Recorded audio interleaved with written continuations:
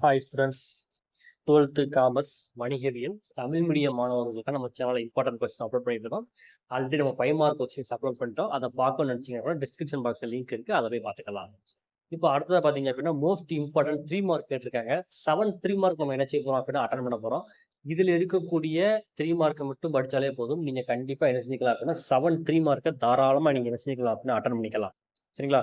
இப்போ இதில் இருக்க 3 மார்க்கை உங்கள் புக்கு எடுத்து நோட் பண்ணி வச்சு கரெக்டாக படிக்க ஆரம்பிங்க.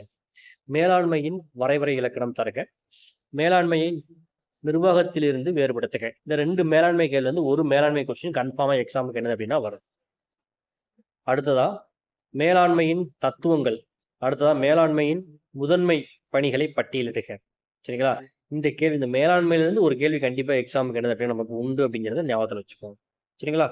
அடுத்ததா 2ஆம் நிலை சந்தை குறிப்பு வரைக, மூலதன சந்தையின் பல்வேறு வகைகளை விளக்குக, பணச்சந்தையில் ஈடுபடும் பங்கேற்பாளர்கள் யார், கருவூல ரசீதின் வகைகளை விவரி, வணிக ரசீதின் வகைகளை விவரி, பங்குச்சந்தையின் குறைபாடுகளை விவரி, காளை மற்றும் கரடி விளக்குக, மான் மற்றும் முடவாத்து விளக்குக.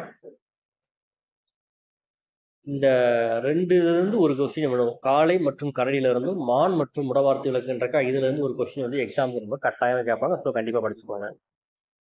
அடுத்ததா பார்த்தீங்க அப்படின்னா மனிதவள மேம்பாட்டின் வரை விலக்கணம் தருகின்றக்கா, இது வந்து ரொம்ப ஒரு முக்கியமான ஒரு கேள்வி. ஸோ கண்டிப்பாக என்ன செய்வோம் அப்படின்னா படிச்சுக்கோங்க. அடுத்த 16வது கேள்வி, ஆட்சேர்ப்பு முறையில் கோரப்படாத விண்ணப்பங்கள் என்றால் என்னன்றக்கா, இந்த கொஸ்டின் உங்களுக்கு எக்ஸாமுக்கு ரொம்ப முக்கியமான ஒரு கேள்வி.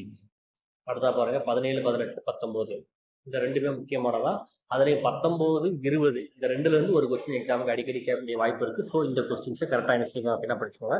தேர்வு சோதனை, அடைவு சோதனை. சரிங்களா?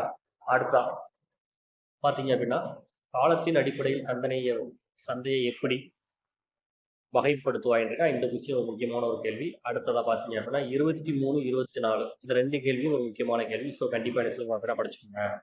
இதில் கொடுத்துருக்கிற கொஸ்டினை மட்டும் படித்தா போதுமான, கண்டிப்பாக இதில் கொடுத்துருக்கக்கூடிய கேள்விகளை மட்டும் நீங்கள் படித்தால் போதுமானது.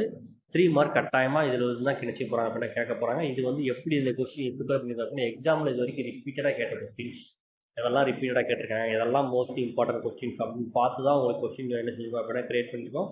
ஸோ இதில் இருக்கிறத எந்த கொஸ்டினையும் விட்டுட்டு ஒமிட் பண்ணிவிட்டு நீங்கள் தயவு செஞ்சு என்ன செஞ்சக்கூடாது அப்படின்னா படிச்சிடக்கூடாது. அதை மட்டும் நீங்கள் நல்லா ஞாபகத்தில் வச்சுக்கோங்க.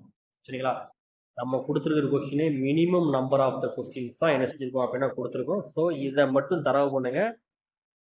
கண்டிப்பாக எக்ஸாமில் நீங்கள் ஃபுல் மார்க் தாராளமாக நீங்கள் நினைச்சலாம் அப்படின்னா எடுக்கலாம்.